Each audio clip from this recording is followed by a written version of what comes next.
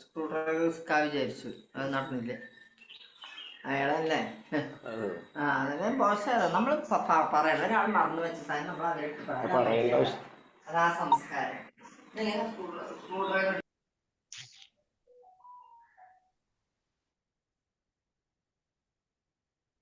ഹരേ കൃഷ്ണ. ഓം നമോ ഭഗവതേ വാസുദേവായ. ഓം നമോ ഭഗവതേ വാസുദേവായ. ഓം നമോ ഭഗവതേ വാസുദേവായ. ഓം അജ്ഞാനതിമിരാന്തസ്യ ജ്ഞാനാഞ്ജനാശലാകയ ചക്ഷുരുന്മീലിതം യേന തസ്മൈ ശ്രീ ഗുരവേ നമഃ. നമോ വിഷ്ണുപാദായ കൃഷ്ണപ്രേഷ്ഠായ ഭൂതലേ ശ്രീമതേ ഭക്തിവേദാന്ത സ്വാമിനിധി നാമിനെ. നമസ്തേ സാരസ്വതേ ദേവേ ഗൗരവാണി പ്രചാരിണേ നിർവിശേഷ ശൂന്യവാദി പാശ്ചാത്യദേശധാരിണേ. ജയ ശ്രീ കൃഷ്ണ ചൈതന്യ പ്രഭു നിത്യാനന്ദ ശ്രീ അദ്വൈത ഗദാധര ശ്രീവാസാദി ഗൗര ഭക്തവൃന്ദ. ഹരേ കൃഷ്ണ കൃഷ്ണ കൃഷ്ണ ഹരേ ഹരേ, ഹരേ രാമ രാമ രാമ ഹരേ ഹരേ. ഹരേ കൃഷ്ണ. ശ്രീ ശ്രീ രാധാ ഗോവിന്ദ് ടെമ്പിൾ ഇസ്കോൺ മാംഗ്ലൂരിന്റെ ഭക്തിരസാമൃത സിന്ധു ക്ലാസ്സിലേക്ക് എല്ലാവർക്കും സ്വാഗതം. ഹരേ കൃഷ്ണ. എല്ലാവർക്കും പ്രണാമം. അധ്യായം 5, 5ാമത്തെ അധ്യായല്ലേ നമ്മൾ എടുക്കാനുള്ളതെന്ന്? അതെ മാതാജി.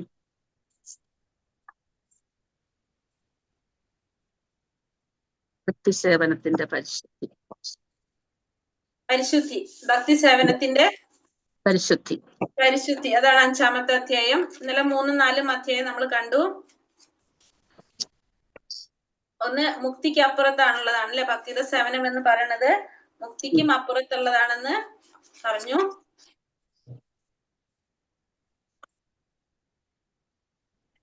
പിന്നെ ഭക്തിയുടെ സേവനം ചെയ്യാൻ യോഗ്യതയുള്ള വ്യക്തി എങ്ങനെയുള്ളവർക്കാണ് ഭക്തിയുടെ സേവനം ചെയ്യാനായിട്ട് സാധിക്കുന്നതെന്നും നമ്മൾ കണ്ടു.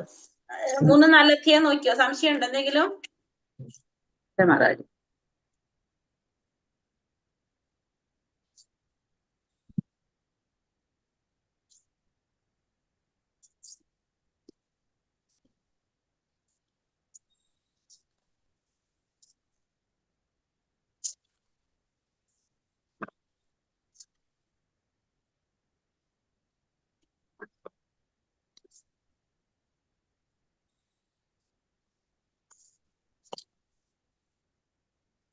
ഭക്തി സേവനത്തിന്റെ പരിശുദ്ധി. ശ്രീ ശ്രീ രാധാ ഗോവിന്ദ് ജയ്, ശ്രീല പ്രഭുപാദ് ജയ്. ഇതും ഇതേപോലെ തന്നെയാണ്. അതിനെ കുറിച്ച് പറയാനായിട്ട് ഭാഗവതത്തിലെ കുറെ ശ്ലോകങ്ങള് നമുക്ക് കോട്ട് ചെയ്ത് തന്നിരിക്കുകയാണ്. അത് ഇങ്ങനെയാണെന്ന് പറയാൻ വേണ്ടിട്ട് കേട്ടോ. ഹരേ കൃഷ്ണ. അപ്പൊ നമ്മളിവിടെ ഭക്തി സേവനത്തിന്റെ പരിശുദ്ധിയില് പറഞ്ഞത് ഭൗതിക കാര്യങ്ങളിലോ ആത്മീയ ദീപ്തിയിൽ വിലയം പ്രാപിക്കാനുള്ള താല്പര്യം നിലനിൽക്കുന്നിടത്തോളം കാലം ഒരാൾക്ക് ഭക്തിയുടെ സേവനത്തിന്റെ മണ്ഡലത്തിൽ കാലുകുത്താൻ സാധ്യമല്ല. അപ്പൊ ഭൗതികമായ ആഗ്രഹങ്ങളുള്ള വ്യക്തി അല്ലെങ്കിൽ ആത്മീയ ദീപ്തിയിൽ വലയം പ്രാപിക്കാന്ന് വെച്ചാല് ബ്രഹ്മജ്യോതിയിൽ ലയിക്കുക. അത് അങ്ങനെ താല്പര്യമുള്ളിടത്തോളം കാലം എന്ത് സാധിക്കില്ല? ഭക്തി സേവനത്തിന്റെ മണ്ഡലത്തിൽ കാലുകുത്താനായിട്ട് സാധിക്കില്ല. ഭൗതികമായ പരിഗണനകൾക്കൊക്കെ അപ്പുറത്താണ് എന്ത്? ഭക്തിയുടെ സേവനം. അത് ഏതെങ്കിലും ഒരു രാജ്യത്തിനോ സമൂഹത്തിനോ വർഗത്തിനോ പരിതസ്ഥിതിയുടെ 4 അതിരുകൾക്കുള്ളിൽ ഒതുങ്ങുന്നില്ല. അപ്പൊ ഭക്തിയുടെ സേവനം എന്ന് പറയുന്നത് ഒരു പ്രത്യേക രാജ്യത്തിനുള്ളതോ അല്ലെങ്കിൽ പ്രത്യേക സമൂഹത്തിനുള്ളതോ അല്ലെങ്കിൽ ഒരു പ്രത്യേക വർഗത്തിനോ പ്രത്യേക പരിതസ്ഥിതിയിലോ ഉള്ളതല്ല. എന്ത്? ഈ ഭക്തിയുടെ സേവനം എന്ന് പറയുന്നത് അത് ഏതെങ്കിലും ഒരു ലക്ഷ്യം, ഒരു പ്രത്യേക ലക്ഷ്യത്തെ അല്ലെങ്കിൽ പ്രതീക്ഷയോ ലക്ഷ്യമാക്കിയിട്ടുള്ളതല്ല. എന്ത്? ഭക്തിയുടെ സേവനം എന്ന് പറയുന്നത് ഒരു പ്രതീക്ഷയോ അല്ലെങ്കിൽ ഒരു നേട്ടവും ലക്ഷ്യം വെച്ചിട്ടുള്ളതല്ല ഭക്തിയുടെ സേവനം. യാതൊരുവിധ ഭൗതിക പരിതസ്ഥിതിയാലും നിയന്ത്രിക്കുന്നതുമല്ല എന്ത്? ഭക്തിയുടെ സേവനം. ഭൗതികമായിട്ടുള്ള പരിതസ്ഥിതിയാൽ നിയന്ത്രിക്കപ്പെടുന്നതല്ല ഭക്തിയുടെ സേവനം. ഒരു തരത്തിലുള്ള ഭേദചിന്ത കൂടാതെ എല്ലാവർക്കും വേണ്ടിയിട്ടുള്ളതാണ് എന്ത്? ഭക്തിയുടെ സേവനം എന്ന് പറയുന്നത്. ജീവാത്മാക്കളുടെ എല്ലാം വ്യവസ്ഥാപിത ധർമ്മം കൂടിയാണ് എന്ത്? ഭക്തിയുടെ സേവനം ചെയ്യുക, ഭഗവാന് വേണ്ടി സേവനം ചെയ്യുക എന്നുള്ളത് എല്ലാവരുടെയും ധർമ്മമാണ്. അല്ലാണ്ട് ഒരു പ്രത്യേകം ഒരു വിഭാഗത്തിനോ രാജ്യത്തിനോ സമൂഹത്തിനോ വർഗത്തിനോ വേണ്ടിയിട്ടുള്ളതല്ല എന്ത്? ഭക്തിയുടെ സേവനം എന്ന് പറയുന്നത്. എല്ലാവർക്കും ചെയ്യാൻ സാധിക്കുന്നതാണ് ഭക്തിയുടെ സേവനം. അപ്പൊ ഭക്തിയുടെ സേവനം ചെയ്യാനായിട്ട് പുണ്യജന്മം വേണമെന്ന് യാതൊരു നിർബന്ധമില്ല. എല്ലാവർക്കും എന്ത് സാധിക്കും? ഏത് വർഗത്തിൽപ്പെട്ട ആളായിട്ടും അല്ലെങ്കിൽ ഏത് ജാതിയിൽപ്പെട്ട വ്യക്തിയായാലും എങ്ങനെയായാലും അവർക്കൊക്കെ എന്ത് സാധിക്കും? ഭക്തിയുടെ സേവനം ചെയ്യാനായിട്ട് സാധിക്കും. ഇവിടെ പറയുന്നത് ശ്രീല ഭക്തി സിദ്ധാന്ത സരസ്വതി ഠാക്കൂർ ഭക്തി സേവനം ഏതെങ്കിലും ഒരു വർഗത്തിന്റെ കുത്തകയല്ലെന്ന് സ്ഥാപിച്ചു. ഭക്തിയുടെ സേവനത്തിൽ ഏർപ്പെട്ടിരിക്കുന്നവൻ ആരായാലും അയാൾ സ്വയം ഉത്തമ ബ്രാഹ്മണന്റെ പദവിയിലേക്ക് ഉയർത്തപ്പെട്ടതായിട്ട് കണക്കാക്കാൻ തുടങ്ങി. അതായത് പറയുന്നത് ഇവിടെ നിത്യാനന്ദ വംശം, നിത്യാനന്ദ പ്രഭുവിന്റെ കാലശേഷം പുരോഹിത വർഗത്തിലെ ഒരു വിഭാഗം എന്ത് ചെയ്തു? നിത്യാനന്ദ പ്രഭുവിന്റെ പിൻതലമുറക്കാരാണെന്ന് അവകാശപ്പെട്ടിട്ട് വന്നു. അവര് സ്വയം ഗോസ്വാമിമാരാണെന്നും നിത്യാനന്ദ വംശം എന്നറിയുന്ന തങ്ങൾക്ക് മാത്രമാണ് ഭക്തിയുടെ സേവനം ചെയ്യാനുള്ള അവസരം എന്നും അവകാശമുള്ളൂ എന്നുള്ളത് ഒരു വാദിച്ചു. ഇത് ഇത്തരത്തിലുള്ള തർക്കങ്ങളെയൊക്കെ മാറ്റി ഇത് എല്ലാവർക്കും അവകാശമുള്ളതാണ്, ഒരു പ്രത്യേക വർഗത്തിന്റെ കുത്തക അല്ലെന്ന് സ്ഥാപിച്ചത് ആരാണ്? ഭക്തി സിദ്ധാന്ത സരസ്വതി ഠാക്കൂർ. അദ്ദേഹമാണത് സ്ഥാപിച്ചത്. ശ്രീല പ്രഭുപാദരുടെ ഗുരുവാണ് അദ്ദേഹമാണത് സ്ഥാപിച്ചത്. ഭക്തിയുടെ സേവനത്തിൽ ആര് തന്നെയായാലും മാത്രമല്ല അദ്ദേഹം എന്തുകൂടി പറഞ്ഞു? ഭക്തിയുടെ സേവനം ചെയ്യുന്നതിൽ ഏർപ്പെട്ടിരിക്കുന്നവർ ആരായാലും അയാൾ സ്വയം ഒരു ഉത്തമ ബ്രാഹ്മണന്റെ പദവിയിലേക്ക് ഉയർത്തപ്പെട്ടതായിട്ട് കണക്കാക്കാനും തുടങ്ങി. അങ്ങനെ പിന്നെ പറയുന്നത് പത്മപുരാണത്തിൽ പറയുന്നത് വസിഷ്ഠ ദിലീപനോട് പറയുന്നത്, രാജൻ ഭക്തി സേവനം നടത്താൻ എല്ലാവർക്കും അവകാശമുണ്ട്. മാഘമാസത്തിൽ അതായത് ഡിസംബർ ജനുവരി മാസത്തിൽ പ്രഭാതസ്ഥാനം നടത്തുന്നത് പോലെ തന്നെ എല്ലാവർക്കും എന്തുണ്ട്? ഭക്തിയുടെ സേവനം നടത്താനുള്ള അവകാശം എല്ലാവർക്കും ഉണ്ടെന്നാണ് പറയുന്നത്. പിന്നെ പറയുന്നത് ഇതൊരു പ്രത്യേക വിഭാഗക്കാർക്ക് മാത്രമുള്ളതല്ല, അധകൃത വർഗത്തിൽപ്പെട്ടവർക്കും ഭക്തിയുടെ സേവനം ചെയ്യാൻ സാധിക്കുന്നുള്ള ഉദാഹരണമാണ് സ്കന്ദപുരാണത്തില് കാശിഖണ്ഡില് പറയുന്നത്. അതായത് മയൂരധ്വജം എന്ന രാജ്യത്ത് ശൂദ്രന്റെക്കാളും താഴ്ന്ന അധകൃത വർഗത്തിൽപ്പെട്ടവര് ഭക്തിയുടെ സേവനത്തിലെ വൈഷ്ണവ രീതിയിലേക്ക് കൊണ്ടുവരാറുണ്ട്. അതായത് ശൂദ്രരിലും താഴ്ന്നവര് അവരും എന്ത് ചെയ്യുന്നുണ്ട്?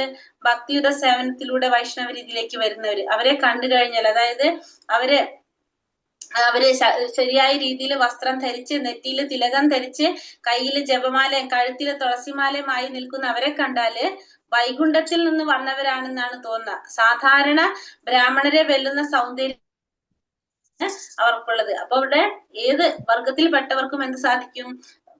ഭക്തി സേവനം ചെയ്യാനായിട്ട് സാധിക്കും എന്നുള്ളൊരു ഉദാഹരണമാണ് ഈ പറയുന്നത്. പിന്നെ ഹരിഭക്തി വിലാസത്തിൽ പറയുന്നത് വൈഷ്ണവ മതത്തിലേക്ക് ഉപനയിക്കപ്പെട്ടുള്ള ഏതൊരാളും തീർച്ചയായിട്ടും ബ്രാഹ്മണനായി തീരും. എങ്ങനെ? രസം ചേർന്നാൽ വെള്ളോട് സ്വർണമാകുന്നത് പോലെ ഒരു ശരിയായ യഥാർത്ഥ ആത്മീയാചാര്യൻ എന്ത് സാധിക്കും?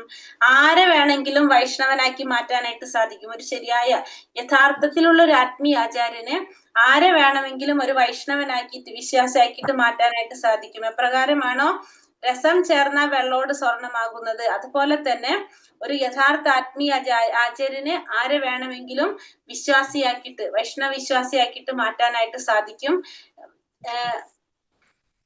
രസം ചേർന്നാൽ വെള്ളോട് സ്വർണമാകുന്നത് പോലെ എന്നാണ് ഇവിടെ ഉപമ പറഞ്ഞിരിക്കുന്നത്. അപ്പോ ഒരു ആചാര്യം വിചാരിച്ചു കഴിഞ്ഞാൽ ഒരു വ്യക്തിയെ നമുക്ക് ആരാക്കാം? വൈഷ്ണവനാക്കാനായിട്ട് സാധിക്കും.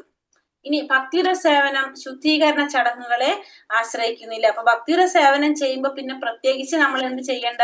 വേറൊരു ശുദ്ധീകരണ കർമ്മം ചെയ്യേണ്ട ആവശ്യം വരുന്നില്ല എന്നാണ്. അതിനെന്താണ് ഉദാഹരണങ്ങൾ പറഞ്ഞിരിക്കുന്നത്? അവരവരുടെ ധർമ്മം കൃത്യമായി അനുഷ്ഠിച്ചു പോന്നാൽ പതനത്തിന്റെ പ്രശ്നം ഉദിക്കില്ലെന്ന് രൂപഗോസ്വാമി പറയുന്നു. ഇനി ഒരു പതനം സംഭവിച്ചാൽ തന്നെ വൈഷ്ണവൻ പ്രായശ്ചിത്തം ചെയ്യേണ്ട ആവശ്യമില്ല. അപ്പൊ അവിടെ ഒരു പ്രായശ്ചിത്തത്തിന്റെ ആവശ്യം ആർക്ക് വരുന്നില്ല? വൈഷ്ണവർക്ക് വരുന്നില്ല. എന്തെങ്കിലും രീതിയിൽ പതനം സംഭവിച്ചാലും തുടർന്നും ഭക്തിയുടെ സേവനത്തിന്റെ തത്വങ്ങൾ പൂർണ്ണമായിട്ട് പാലിക്കുക മാത്രമേ വേണ്ടൂ. ഇതാണ് വൈഷ്ണവ സമ്പ്രദായത്തിലെ ഏറ്റവും ശ്രദ്ധേയമായ അത്ഭുതം. അപ്പോൾ ഇവിടെ പറയുന്നത് വൈഷ്ണവര് ഏതെങ്കിലും രീതിയിലെത്തി പതനം സംഭവിച്ചാൽ തന്നെ അവർക്ക് പ്രായശ്ചിത്തം ചെയ്യേണ്ട ആവശ്യമില്ല. അവരെന്ത് ചെയ്താൽ മതി? തുടർന്നും ഭക്തിയുടെ സേവനം ചെയ്തു പോയാൽ മാത്രം മതി. വൈഷ്ണവ സമ്പ്രദായത്തിൽ ഏറ്റവും ശ്രദ്ധേയമായിട്ടുള്ള അത്ഭുതമാണ് ഈ പറയുന്നത്. നമുക്ക് പ്രായശ്ചിത്തത്തിന്റെ ആവശ്യം വരുന്നില്ല. ഭക്തിമാർഗം, അതായത് ഭക്തിയുടെ സേവനം സ്വീകരിച്ചവർക്ക് കർമ്മമാർഗമോ ജ്ഞാനമാർഗമോ ആവശ്യമില്ല. അവിടെ അനുഷ്ഠാനങ്ങൾക്കും തത്വചിന്തകൾക്കും സ്ഥാനമില്ല. ഭക്തിയുടെ സേവനം സ്വീകരിച്ചവർക്ക് കർമ്മമാർഗമോ ജ്ഞാനമാർഗമോ ഒന്നും ആവശ്യവുമില്ല. ശ്രീമദ് ഭാഗവതം 11-ാം സ്കന്ധം 21-ാം അധ്യായം 2-ാം ശ്ലോകത്തില് ഭഗവാൻ ഉദ്ധവരോട് പറയുന്നത് യോഗ്യതയും അയോഗ്യതയും തമ്മിൽ ഇങ്ങനെ വേർതിരിക്കാം. ഭക്തിര സേവനത്തിന്റെ വിധാനത്തിലെത്തിയവർ പിന്നീട് ഒരിക്കലും ഫലദായകമായ കർമ്മങ്ങളിലോ ദാർശനികമായ അഭ്യൂഹങ്ങളോ അഭയം തേടുന്നില്ല. ഭക്തിര സേവനത്തിൽ ഉറച്ചു നിന്ന് ആചാര്യന്മാരും പ്രമാണങ്ങൾ നിർദ്ദേശിക്കുന്ന ചിട്ടകൾ അനുസരിച്ച് ജീവിക്കുന്നെങ്കിൽ അതാണ് ഏറ്റവും ഉയർന്ന യോഗ്യത. അപ്പൊ ഭക്തിര സേവനത്തിൽ എത്തിയിട്ടുള്ളവര് പിന്നെ അഭ്യൂഹങ്ങളിലോ ഫലദായകമായിട്ടുള്ള കർമ്മങ്ങളിലോ ദാർശനികമായ അഭ്യൂഹങ്ങളിലൊന്നും അഭയം തേടില്ല. ഭക്തിര സേവനത്തിൽ ഉറച്ചു നിന്ന് ആചാര്യന്മാരും പ്രമാണികരും നിർദ്ദേശിക്കുന്ന ചിട്ടകൾ അനുസരിച്ച് ജീവിക്കുകയാണെങ്കിൽ അതാണ് എന്ത് ഏറ്റവും ഉയർന്ന യോഗ്യത എന്ന് പറയുന്നത്. ഇനി വർണ്ണാശ്രമ ധർമ്മത്തിൽ എന്താ പറയുന്നത് ഇവിടെ? ശ്രീമദ് ഭാഗവതം 1-ാം സ്കന്ധം 5-ാം അധ്യായം 17-ാം ശ്ലോകത്തില് നാരദ മഹർഷി വ്യാസദേവന് ഉപദേശം പ്രാപിക്കുന്നവർ തെറ്റുകാരനാകുന്നില്ല. അത് മാത്രമല്ല ഏതു പരിസ്ഥിതിയിലും അയാളുടെ നില സുരക്ഷിതമായിരിക്കുകയും ചെയ്യും. അതേസമയം വർണ്ണാശ്രമ ധർമ്മങ്ങൾക്ക് അനുസൃതമായി കർമ്മം ചെയ്താലും കൃഷ്ണാവബോധം ഉണ്ടാകുന്നില്ലെങ്കിൽ ആ ജന്മം കൊണ്ട് യാതൊരു ഫലവും ഉണ്ടാവില്ല. മനുഷ്യജന്മത്തിന്റെ പൂർണ്ണമായ സത്ഫലം അനുഭവിക്കാൻ സാധിക്കില്ല. അപ്പൊ നമ്മുടെ നിയുക്ത കർമ്മങ്ങൾ നമ്മൾ ചെയ്തില്ലെങ്കിലും ഭഗവാനോട് അഭയം പ്രാപിച്ച ഒരു വ്യക്തിയാണ്, കൃഷ്ണാവബോധമുള്ള ഒരു വ്യക്തിയാണെങ്കിൽ അയാൾ എപ്പോഴും എങ്ങനെയാണ്? ഭഗവാനാൽ സുരക്ഷിതനായിരിക്കും. നേരെ മറിച്ച് വർണ്ണാശ്രമ ധർമ്മങ്ങളെല്ലാം കൃത്യമായി ചെയ്യുന്ന ഒരു വ്യക്തിയാണ്, പക്ഷെ കൃഷ്ണാവബോധം ഇല്ലെങ്കിൽ അയാൾ ആ ചെയ്യുന്ന പ്രവൃത്തി കൊണ്ട് യാതൊരു പ്രയോജനം ഉണ്ടാവില്ല എന്ന് ഭാഗവതത്തിൽ 1-ാം സ്കന്ധം 5-ാം അധ്യായം 17-ാം ശ്ലോകത്തില് നാരദ മഹർഷി വ്യാസദേവൻ ഉപദേശിക്കുന്നുണ്ട്. ഋഷഭദേവൻ പുത്രന്മാരോട് പറയുന്നുണ്ട് ഭാഗവതം 5-ല്, കാമ്യകർമ്മങ്ങളിൽ ഏർപ്പെടുന്നവരുടെ നേട്ടം ജനന മരണങ്ങളുടെ പുനരാവർത്തനമാണ്. നമുക്കറിയാം കാമ്യകർമ്മം ചെയ്താൽ ജനിച്ചു മരിച്ചുകൊണ്ടേയിരിക്കും. വാസുദേവന്റെ നേർക്ക് സ്നേഹം എന്ന സരള വികാരം വളർത്തിയെടുക്കാത്തിടത്തോളം കാലം ഭൗതിക പ്രകൃതിയുടെ കർക്കശമായ നിയമത്തിൽ നിന്ന് രക്ഷപ്പെടാൻ ആർക്കും സാധിക്കില്ല. അപ്പൊ എല്ലാവരും എന്ത് ചെയ്യണം?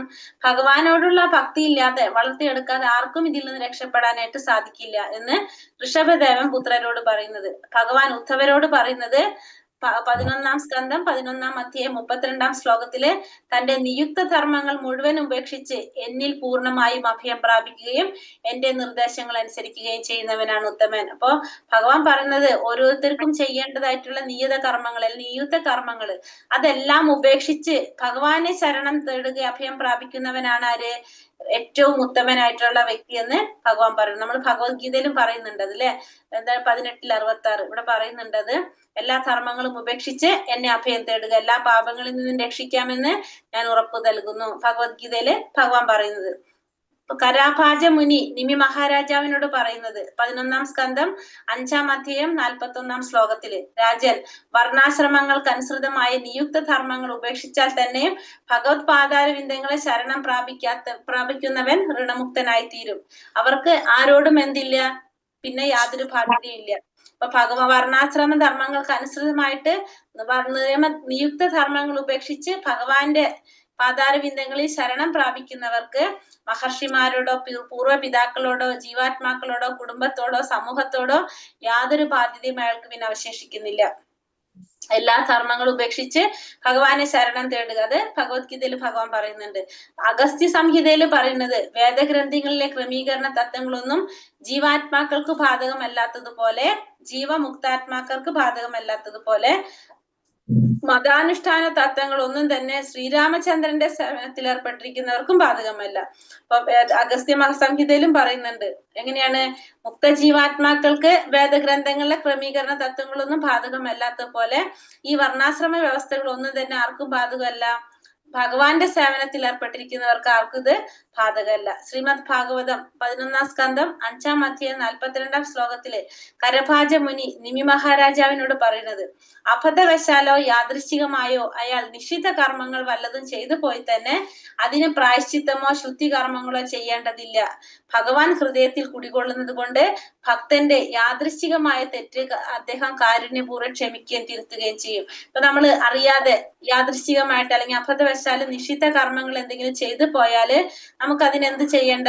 പ്രായശ്ചിത്ത കർമ്മോ ശുദ്ധി കർമ്മങ്ങളോ ചെയ്യേണ്ട ആവശ്യമില്ല. കാരണം ഭഗവാൻ നമ്മുടെ ഹൃദയത്തില് കാരുണ്യവാനായിട്ടുള്ള ഭഗവാൻ നമ്മുടെ ഹൃദയത്തിൽ കുടികൊള്ളുന്നത് കൊണ്ട് തന്നെ നമ്മൾ ചെയ്ത ആ തെറ്റിന് കാരുണ്യപൂർവ്വം ഭഗവാൻ എന്ത് ചെയ്യും? ക്ഷമിക്കുകയും തിരുത്തുകയും ചെയ്യും യാദൃശ്ചികമായിട്ട് ചെയ്ത തെറ്റുകൾക്ക്. അപ്പൊ അതിന് നമ്മൾ പ്രായശ്ചിത്ത ശുദ്ധികർമ്മങ്ങളോ ചെയ്യേണ്ട ആവശ്യം ഇല്ല എന്ന് കരഭാജ മുനി നിമി മഹാരാജാവിനോട് പറയുന്നത്. ഹരേ കൃഷ്ണ കൃഷ്ണ കൃഷ്ണ ഹരേ ഹരേ, ഹരേ രാമ രാമ രാമ ഹരേ ഹരേ. വഞ്ചാകൽപതരുഭ്യശ്ച കൃപാ സിന്ധോഭ്യവച പതിതാനാം പാവനേഭ്യോ വൈഷ്ണവേഭ്യോ നമോ നമഃ. അനന്ത കോടി വൈഷ്ണവ ഭക്തവൃന്ദി കി ജയ്. ശ്രീല പ്രഭുപാദ് കി ജയ്. ഗുരുദേവ് കി ജയ്. നിത്തായ് ഗുരു പ്രമാനന്ദേ. ഹരി ഹരി ബോൾ. ഹരേ കൃഷ്ണ. 5ാമത്തെ അധ്യായത്തിൽ ഇത്രയാണ് പറയുന്നത്. ഭക്തി സേവനത്തിന്റെ പരിശുദ്ധി.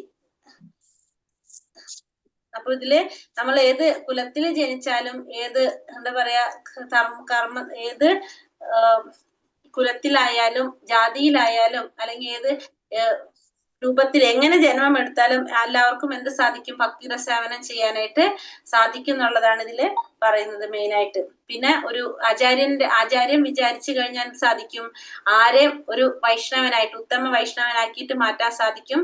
എങ്ങനെ? രസം വെള്ളോട് ചേർന്ന സ്വർണമാക്കി മാറ്റുന്നത് പോലെ എന്നാണ് ഇവിടെ ഇപ്പൊ പറഞ്ഞിരിക്കുന്നത്. 5 അധ്യായം എടുത്തു. 5 അധ്യായത്തിന്റെ നമുക്ക് എക്സാമിന് ക്വസ്റ്റ്യൻ വരുന്നത് ഈ 5 അധ്യായമാണ് നമ്മൾ ഒരുമിച്ച് എക്സാം എടുക്കുന്നത് കേട്ടോ. അപ്പൊ അതിന്റെ ക്വസ്റ്റ്യനും കൂടി നമുക്ക് ഇന്നത്തെ പറഞ്ഞാല്,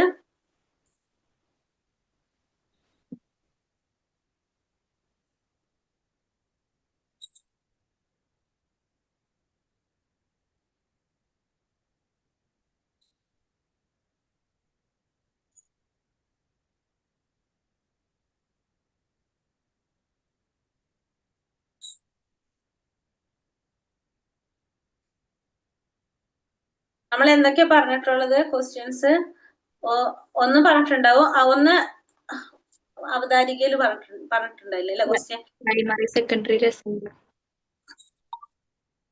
പറയാം.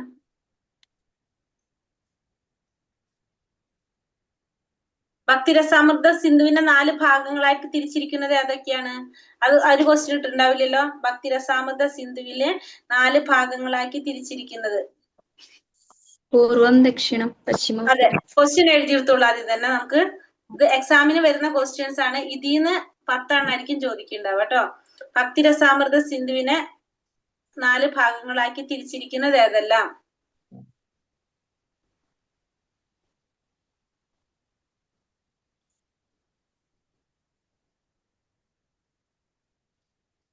രണ്ടാമത്തെ വരുന്നത് പൂർവഭാഗത്തെ 4 തരംഗങ്ങളായി തിരിച്ചിരിക്കുന്നത് ഏതെല്ലാം? അതിൽ പൂർവഭാഗത്തിനെ നമുക്ക് 4 തരംഗങ്ങളായി തിരിച്ചിട്ടുണ്ട്. അത് ഏതൊക്കെയാണ്? സാമാന്യ ഭക്തി, സാധനാ ഭക്തി, ഭാവഭക്തി, പ്രേമഭക്തി.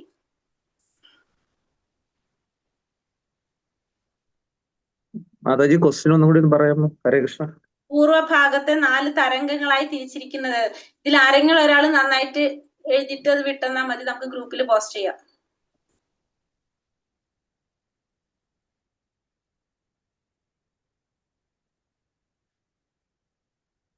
പൂർവഭാഗത്തെ 4 തരംഗങ്ങളായിട്ട് തിരിച്ചിരിക്കുന്നത് ഏതെല്ലാം? പിന്നെ 12 രസങ്ങൾ നമ്മൾ ഓൾറെഡി തന്നിട്ടുള്ള ക്വസ്റ്റ്യൻ ആണത്. 12 രസങ്ങള്. പിന്നെ മൂന്നാമത്തെ 12 രസങ്ങള് നമ്മൾ ഓൾറെഡി തന്നിട്ടില്ല ക്വസ്റ്റ്യൻ. 12 രസങ്ങള്.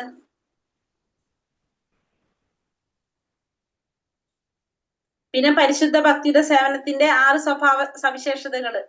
അത് 5 തരത്തിലുള്ള മുക്തി.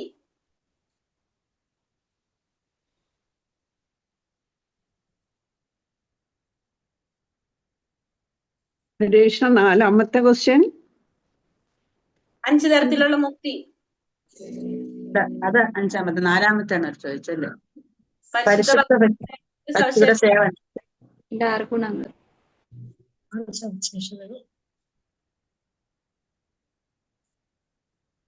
പിന്നെ 3 തരം സുഖങ്ങള്.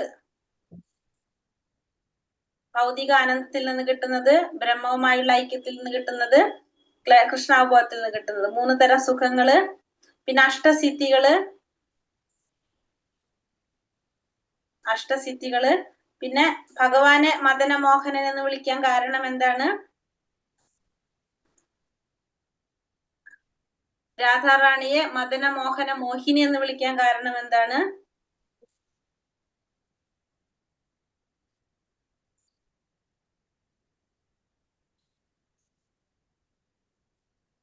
എന്തുകൊണ്ടാണ് ഭക്തിയുടെ സേവനം ഭഗവാനെ ആകർഷിക്കുന്നത്? ഭക്തിയുടെ സേവനം ഭഗവാനെ ആകർഷിക്കുന്നത് എന്തുകൊണ്ടാണ്?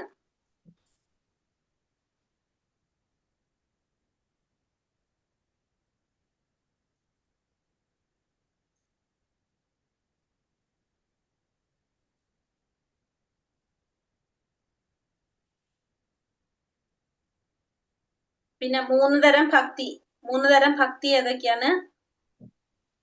സാധന ഭക്തി, ഭാവഭക്തി, പ്രേമഭക്തി. സാധന ഭക്തി എന്നാൽ എന്താണ്? അത് എത്ര തരം, ഏതെല്ലാം? സാധന ഭക്തി എത്ര തരം? 2 തരം. വൈദ്യ ഒരു സാധന ക്വസ്റ്റ്യൻ ആയിട്ടാണോ മാതാജി? ഒറ്റ ക്വസ്റ്റ്യൻ. വൈദ്യ സാധന ഭക്തി, രാഗാനുഗ ഭക്തി. ഒന്നും കൂടി പറയണം.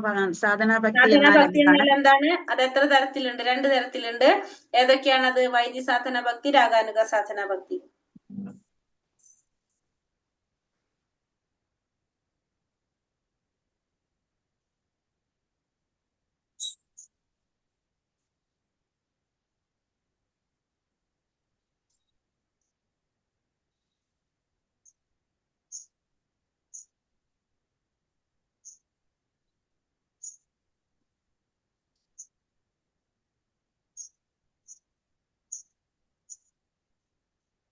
സുഖദേവ ഗോസ്വാമി മരണഭയത്തിൽ നിന്ന് രക്ഷ നേടാൻ എന്ത് ചെയ്യണമെന്നാണ് പരീക്ഷിത് മഹാരാജാവിനോട് ഉപദേശിക്കുന്നത്?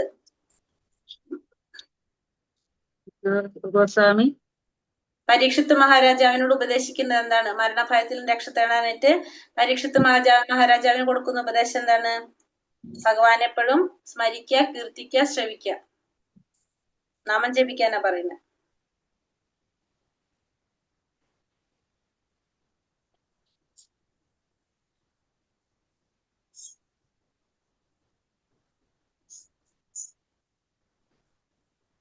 ഇനി 3-ാമത്തെ അധ്യായത്തിലെ ക്വസ്റ്റ്യൻ.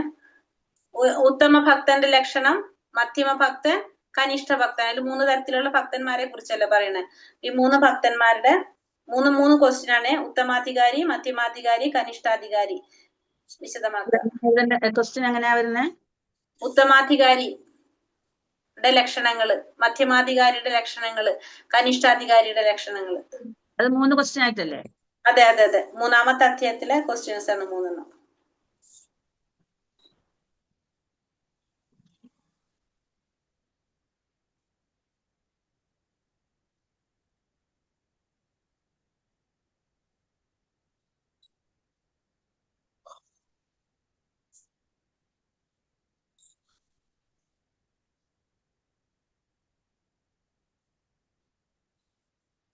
പിന്നെ ഭക്തിയുടെ സേവനത്തിന്റെ വിത്ത് ലഭ്യമാകുന്നത് എങ്ങനെയാണ്? ഭക്തന്മാരുടെ കാരുണ്യം, ഭഗവാന്റെ കാരുണ്യം കൊണ്ട്, അല്ലെ? ഭഗവാന്റെ അനുഗ്രഹവും ഭക്തന്റെ കാരുണ്യം കൊണ്ട്.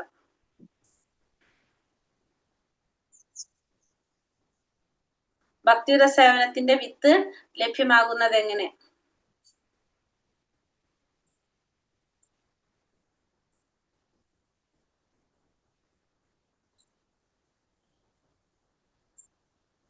അടുത്തത് 4 തരം പ്രാരംഭ ഭക്തന്മാര്, അതായത് സുകൃതികൾ. നമ്മൾ ഭഗവത്ഗീതയിൽ പഠിച്ച സുകൃതികൾ. ആർത്തോ ജിജ്ഞാസു, അർത്ഥാർത്ഥി, ജ്ഞാനി. 4 തരം പ്രാരംഭ ഭക്തന്മാർ ആരെല്ലാം?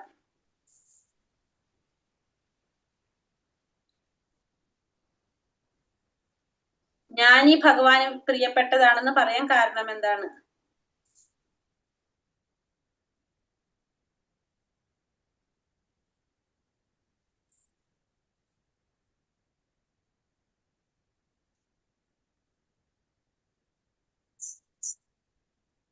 ഇനി അടുത്തത് മുക്തി, ഭുക്തി എന്താണെന്ന് വിശദമാക്കുക. മുക്തി എന്നാൽ എന്ത്? ഭുക്തി എന്നാൽ എന്ത്? മുക്തിയും ഭുക്തിയും ട്ടോ.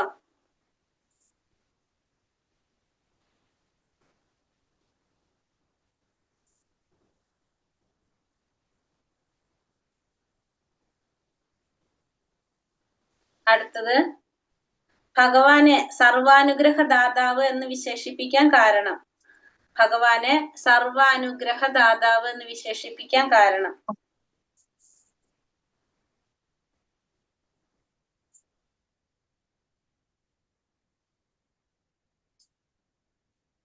അടുത്തത് ഏറ്റവും ഉന്നതരായിട്ടുള്ള സമുന്നതരായിട്ടുള്ള ഭക്തർ ആരാണെന്നാണ് രൂപഗോസ്വാമി പറയുന്നത്. ഏറ്റവും സമുന്നതരായിട്ടുള്ള ഭക്തർ ആരാണെന്നാണ് രൂപഗോസ്വാമി പറയുന്നത്.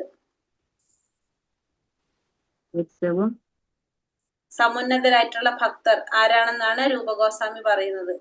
ഭഗവാൻ കൃഷ്ണനെ ആരാധിക്കുന്നവര് അല്ലെ, വാസുദേവ കൃഷ്ണനെ ആരാധിക്കുന്നവര് അല്ലെ, പ്രേമഭാവത്തിൽ ആരാധിക്കുന്നവർ. ഏറ്റവും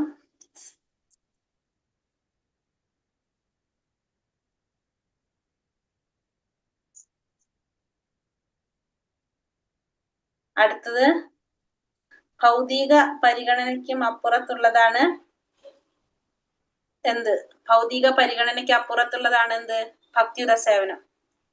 ഭൗതികമായ പരിഗണനയ്ക്ക് അപ്പുറത്തുള്ളത് ഭക്തിയുത സേവനം. രസം വെള്ളോട് ചേർന്നാൽ സ്വർണമാകുന്നത് പോലെ. അല്ല 24 എങ്ങനെയാ ക്വസ്റ്റ്യൻ? ഭൗതിക പരിഗണനയ്ക്ക് അപ്പുറത്തുള്ളത് എന്താണ്? ഭക്തിയുത സേവനം. ഉത്തരം രസം ചേർന്നാൽ വെള്ളോട് സ്വർണമാകുന്നത് പോലെ. വിശദമാക്കുക. വെള്ളോട് ഒന്ന് രസം പറയാൻ ചേർന്നാൽ വെള്ളോട് സ്വർണമാകുന്നത് പോലെ.